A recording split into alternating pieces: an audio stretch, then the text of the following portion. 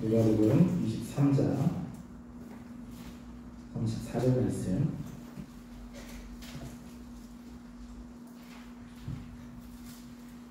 제 성경책 신약 138쪽입니다. 한 목소리로 함께 공독하겠습니다. 이에 예수께서 이르시되 아버지 저들을 사하여 주옵소서. 자기들이 하는 것을 알지 못함이나 하시더라. 그들이 그의 옷을 나누어 제게 보고세. 아멘.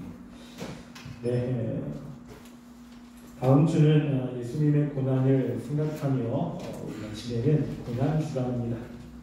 그렇기 때문에 우리를 위해서 이 땅 가운데 오시고 십자가를 달려 돌아가신 그 예수님의 죽음을 함께 생각해 보려고 합니다.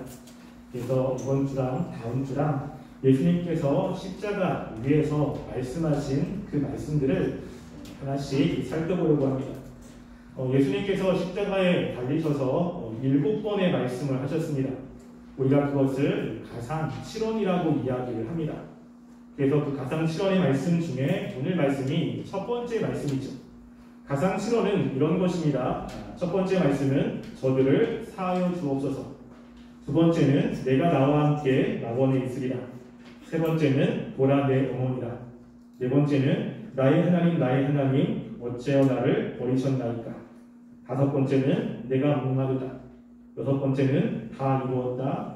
그리고 마지막 일곱 번째는 내 영혼을 부탁하나이다 라고 이야기를 합니다. 예수님께서 십자가상에서 힘들고 그리고 고통스러운 그런 상황 속에서 이렇게 한 말씀 하신 것은 굉장한 의미가 있습니다. 그래서 그 의미가 어떤 것인지를 함께 살펴보려고 합니다. 오늘 첫 번째 예수님께서 가장 먼저 하신 말씀 34절은 아버지 저들을 사하여 주옵소서. 자기들이 하는 것을 알지 못함이니라 라고 이야기합니다. 지금 예수님의 상황이 어떤 상황이냐면 지금 예수님께서 잡히신 날은 목요일날 저녁입니다. 그리고 목요일 저녁부터 예수님은 이쪽으로 저쪽으로 끌려다니면서 신문을 받으셨어요. 그냥 밤새도록 신문을 받으시고 새벽에 이제 재판을 열기 전에 많이 맞으셨습니다. 그리고 예수님께서 피를 흘리시고 그리고 가시관을 쓰신 후에 그 십자가를 들고 골고다까지 걸어가시게 됩니다. 예루살렘부터 골고다까지는 거의 1km 정도 되고요. 그리고 몸이 굉장히 아프고 힘들지만 스스로 그것을 짊어지고 가시죠. 너무 힘들어서 혼자 짊어지지 못하고 도중에 시몬이라는 사람이 대신 짊어집니다. 그리고 예수님께서는 십자가에 달리시죠. 십자가에 달릴 때는 못이 박히는데 못은 손목에다가 박게 됩니다. 그럴 때 손목에는 피가 흐르고 그리고 마신 데는 아프고 욱신거리는 그런 상황 속에서 예수님께서 가장 먼저 하신 것은 무엇이냐면 기도라고 하는 것입니다. 예수님은 지금 이렇게 극한의 상황 그리고 굉장히 힘들고 어려운 상황 속에서 가장 먼저 하시는 것은 하나님 앞에 기도드렸다라고 하는 것이죠. 우리가 삶이 어려우면 여러분이 몸이 아프면 가장 먼저 뭘 하게 됩니까? 억울하게 사람들로부터 누명을 썼어요. 그놈 때문에 지금 사람들로부터 비난을 받습니다. 거기다가 몸도 아픕니다. 그러면 가장 먼저 무슨 생각이 듭니까? 억울한 생각이 들죠. 그리고 나는 왜 이런 일이 나한테 벌어졌을까? 라고 하는 생각을 하게 됩니다. 그래서 지금 그런 상황 속에서 일반적인 사람이라면 자신의 삶을 한탄하고 그리고 자신이 왜 이러한 일이 벌어졌는지 고민하면서 힘든 것을 계속 묵상하게 되어 있습니다. 그런데 예수님께서는 그렇게 힘든 상황 속에서 가장 먼저 하신 것은 기도였다라고 하는 것입니다. 자신의 이런 상황을 하나님 앞에 아뢰며 그리고 자신을 죽이려고 하는 사람들을 위해서 기도하는 예수님의 모습을 우리는 보게 됩니다. 예수님이 이런 상황 속에서 우리에게 이런 모습을 보여줬다는 것은 우리도 예수님처럼 어렵고 힘든 순간에 기도하는 삶이 있어야 됨을 이야기를 하고 있는 것이죠. 여러분 어려운 순간에 여러분 기도하고 있습니까? 조금 힘들면 기도하시면 너무너무 힘들어요. 너무 괴로워요. 그러면 기도하는 것이 참 쉽지는 않습니다. 예수님께서 이렇게 어렵고 힘든 순간에 어떻게 이렇게 기도를 하셨을까? 예수님은 정말로 이 순간에 그냥 자신이 아픈 것에 그것을 참아내며 가만히 계셔도 되는데 하나님 위해서 이렇게 기도한 것은 예수님이 그동안의 기도의 삶을 사셨기 때문에 그렇습니다. 여러분, 기도가 어려울 때 기도하는 것은 한순간에 되어지는 것은 아닙니다. 근데 우리가 하나님을 믿고 그리고 믿음이 있다고 이야기를 해도 그 어려운 순간에, 정말로 고통의 순간에, 정말 혼자밖에 없다고 하는 그 순간에 하나님께 기도하는 것은, 그것은 계속해서 기도하는 삶이 있었기 때문에 가능한 것입니다. 그래서 우리가 같은 누가복음에 보면 예수님께서 하나님의 일을 하실 때 하나님과 하나님의 일과 함께 계속해서 하시고 있는 사역 중에 하나가 바로 기도였음을 우리는 보게 됩니다. 우리가 그것을 좀 찾아볼까요? 우리 누가복음 5장 16절 말씀 보겠습니다. 자, 누가복음 말씀에서만 볼게요. 자, 누가복음 5장 16절 말씀. 누가복음 5장 16절, 제 성경책 신약 96쪽입니다. 함께 읽어보겠습니다. 시작. 예수는 물러가사 한적한 곳에서 기도하시니라. 아멘. 여기 보면 예수님께서 기도하시는 것, 예수님이 병을 고치신 이후에 많은 사람들이 예수님의 그 소문을 들었습니다.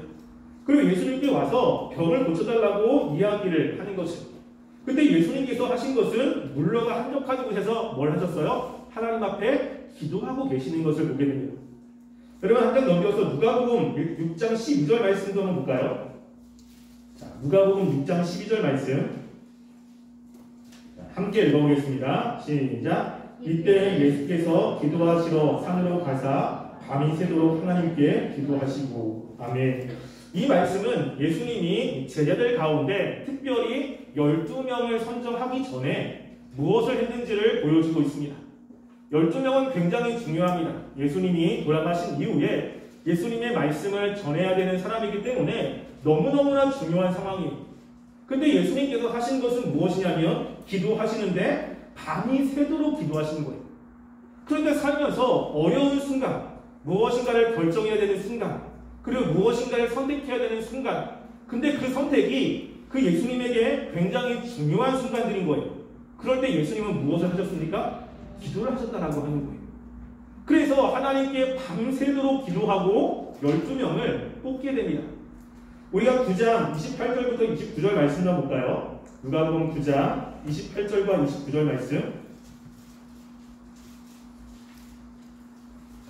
누가복음 9장 28절과 29절 말씀 함께 읽어보겠습니다. 시작. 이 말씀을 하신 후 8일쯤 되어 예수께서 베드로와 요한과 야고보를 데리고 기도하시고 산에 올라가사 기도하실 때에 용모가 변화되고 그 옷이 휘어져 광채가 나더라.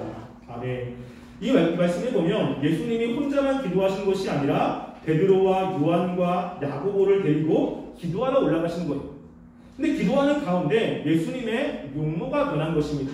예수님께서 환하게 빛처럼 변화되는 일들이 벌어지게 되는 것이죠. 이때도 보면 예수님께서 기도하는 가운데 하나님의 그 놀라우신 것들을 경험하고 있는 것을 보게 됩니다. 그러니까 예수님께서 평소에 어려울 때, 그리고 중요한 순간에, 그리고 자신 혼자 하나님께 기도하면서 기도하는 가운데 하나님이 주시는 은혜들을 경험한 거예요. 우리가 마지막으로 22장 39절부터 41절까지 말씀 좀 볼까요?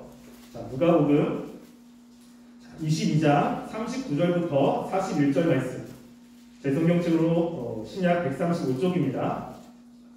자, 누가복음 22장 39절부터 41절 한 목소리로 함께 읽어보겠습니다. 시작. 예수께서 나가사 습관을 따라 감람산에 가시매 제자들도 따라갔더니 그곳에 이르러 그들에게 이르시되 유혹에 빠지지 않게 기도하라 하시고 그들을 떠나 돌 던질 만큼 가서 무릎을 꿇고 기도하라.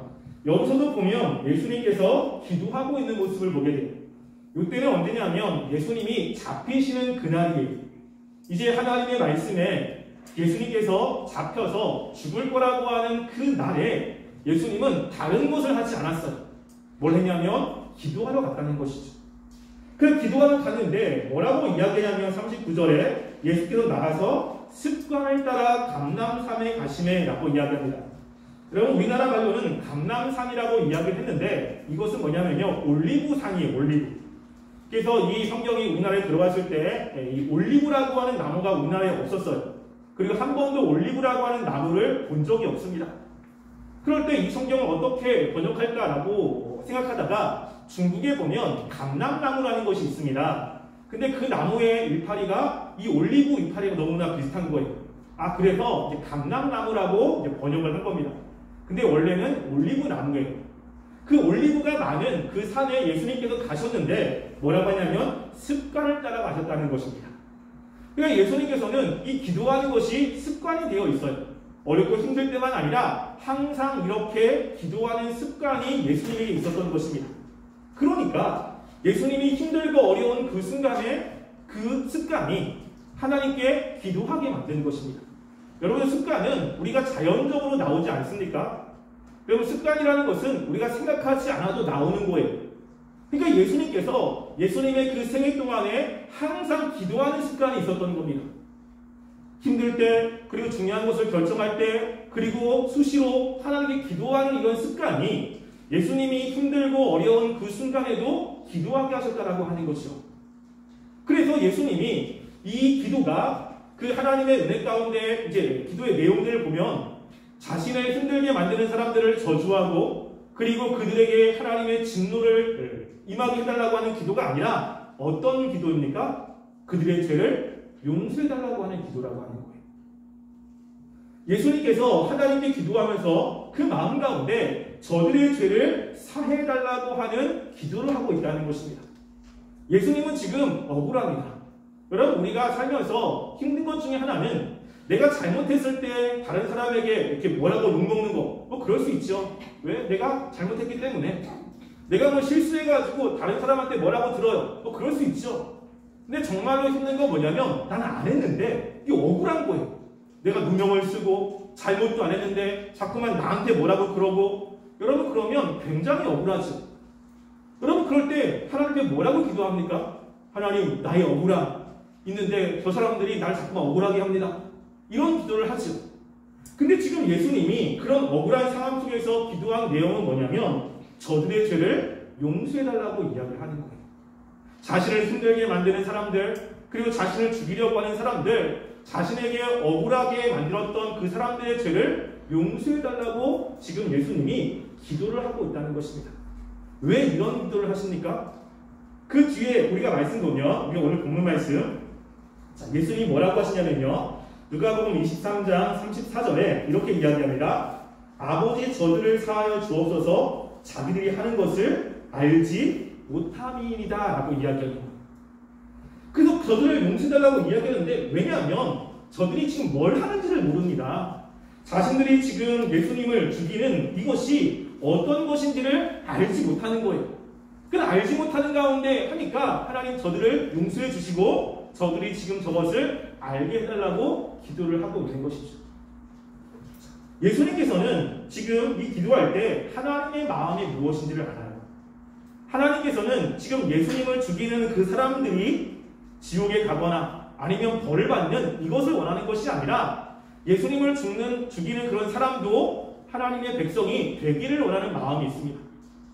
그래서 예수님께서는 이 십자가에 달리시는 이때도 고통의 순간에도 누구를 생각했냐면 하나님을 생각하시는 거예요. 그리고 하나님의 그 일을 이루시려고 하고 있는 것을 보게 됩니다. 그래서 우리에게 예수님께서 말씀하신 것 중에 하나가 누군가가 우리한테 잘못했어요. 그럼 우리가 그들을 용서해 줘야 됩니다. 몇 번이나 용서하라고 이야기를 합니까? 그럼 예수님이 우리한테 무엇인가를 잘못해요. 그럴 때 우리가 용서하라고 이야기를 합니다. 몇 번이나 용서하라고 하죠? 그렇죠. 70번씩 7번이라도 7번씩 70번이라도 여러분 똑같은 거를 7번 잘못해요. 용서하기 쉽지 않아요. 근데 그것을 70번이라고 이야기합니다.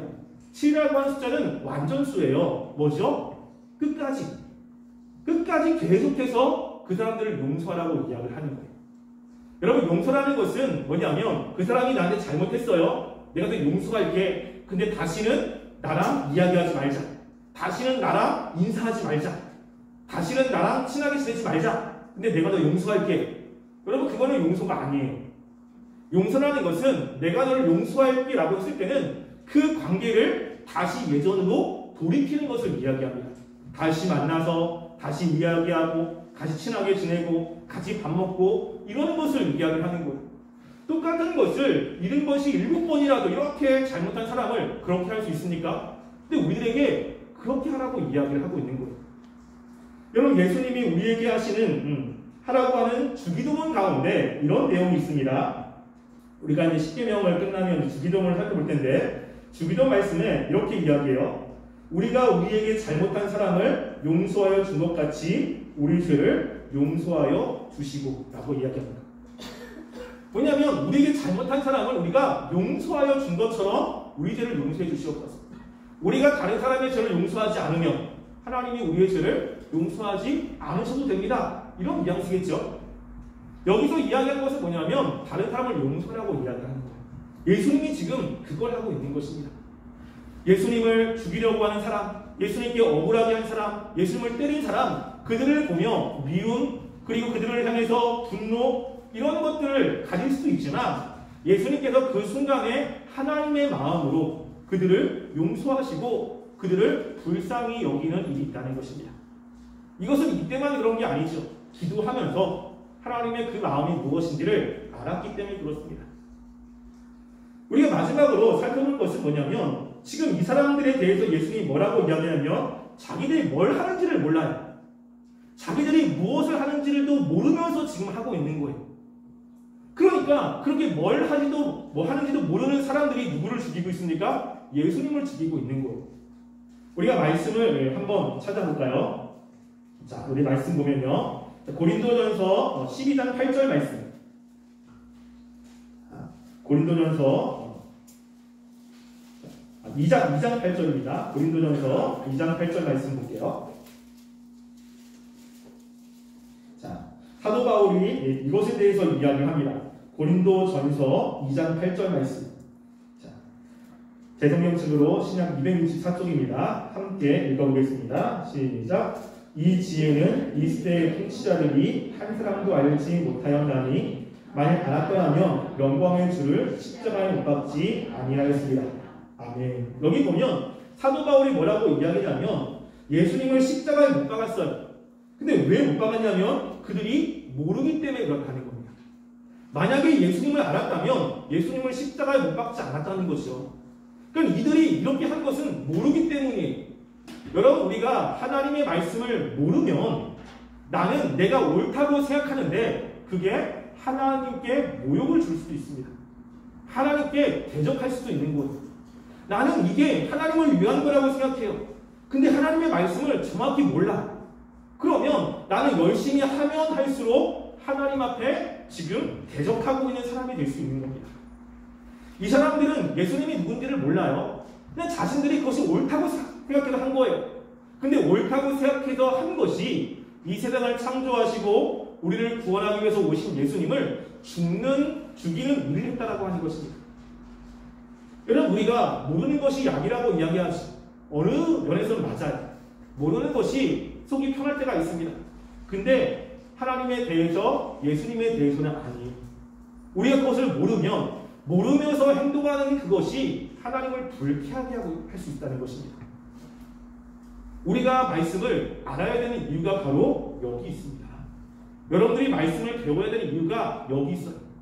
여러분들이 하나님을 위해서 살고 싶고 그리고 하나님을 높이고 싶고 그렇다면 여러분들이 하나님이 뭘 원하시는지 뭘 기뻐하시는지를 알아야 되는 거예요. 그래서 만약에 모르는데 행동했다 그러면 똑같이 우리가 알지 못하는 가운데 하나님께 여러분들은 대적하는 삶이 될 수 있다라고 하는 것입니다. 그래서 하나님께 버림받은 사람들, 하나님의 백성이 아닌 사람들에 대해서 예수님께서 말씀하신 그 말씀이 있습니다. 자, 그것을 마지막으로 읽고서 마치겠습니다. 에베소서 4장 18절 말씀 볼까요? 에베소서 4장 18절 말씀. 에베소서 4장 18절 재성경책으로 신약 314쪽입니다. 에베소서 4장 18절 함께 읽어보겠습니다. 시작. 그들의 숙명이 어두워지고 그들 가운데 있는 무지함과 그들의 마음이 부러짐으로 말미암아 하나님의 생명에서 떠나 있도다. 아멘. 여기 보면 하나님의 백성이 아닌 사람들을 이야기해요. 즉 천국에 들어가지 못하는 사람들. 그런 사람들에서 이야기할 때 뭐라고 하냐면 내 총명이 어두워지고 그들 가운데 무지함과 그들의 마음이 굳어짐으로 말미암아 하나님의 생명에서 떠나 있다라고 이야기합니다. 무엇이죠? 무지한 것. 하나님을 알지 못합니다. 하나님의 말씀을 알지 못해요. 하나님이 누군지를 모르는 거예요. 그러니까 그런 가운데 자기가 옳다고 그냥 행동을 하는 거지. 그 사람들이 바로 지금 하나님께 버림받은 사람들이라고 이야기를 합니다.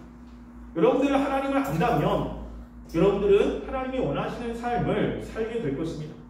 여러분들이 하나님의 백성이라면 하나님을 알고 싶은 생각이 들 겁니다. 그리고 하나님의 말씀을 배우게 된다는 것이죠. 여러분, 우리가 말씀대로 살아갈 때 아는 것은 굉장히 중요한 것입니다. 나 교회 왔는데 예수님이 누군지 잘 몰라. 하나님이 나의 삶이 어떻게 될지 잘 몰라. 나 근데 교회 다녀. 라고 한다면 여러분 잘 생각해 보셔야 돼요. 모르는 것을 믿는 사람은 없습니다. 내가 믿는다고 할 때는 무엇인가를 알아야 되는 거예요. 내가 모른다라고 하는 것은 우리가 하나님의 백성이 아닐 가능성이 있습니다. 여러분, 우리가 예수님께서 말씀하기를 예수님을 죽인 사람들에 대해서 저들이 알지 못하고 행하고 있습니다 라고 이야기합니다. 여러분, 말씀을 알기를 노력하시기 바랍니다. 말씀을 읽으시기 바랍니다. 말씀 읽다가 모르면 물어보시기 바랍니다. 그래서 그 말씀이 어떤 뜻인지를 알아야 우리가 하나님의 말씀대로 살 수 있다라고 하는 것입니다. 따라서 우리가 예수님이 돌아가신 그것을 기념하며 우리가 지킬 텐데 다음 주부터 예수님이 가장 처음에 하신 것, 예수님이 고통 가운데 뭘 하셨습니까? 기도하셨다라고 하는 것. 우리에게 기도는 굉장히 중요한 것입니다. 기도의 내용은 나를 힘들게 만드는 사람들을 용서해달라고 하는 기도입니다. 이게 하나님이 원하시는 기도예요. 그리고 예수님을 죽인 사람들의 특징 중에 하나가 무엇입니까? 하나님의 말씀을 알지 못한다라고 하는 것입니다. 여러분들도 늘 기도하는 삶을 사시길 바라고요. 또 여러분들이 말씀을 모르면서 하나님의 일을 한다고 하는 삶이 되지 않고 하나님의 말씀을 알고 주님의 일을 해서 하나님의 기쁨이 되는 우리 친구들이 되기를 주님의 이름으로 간절히 소원합니다. 우리 시간에 함께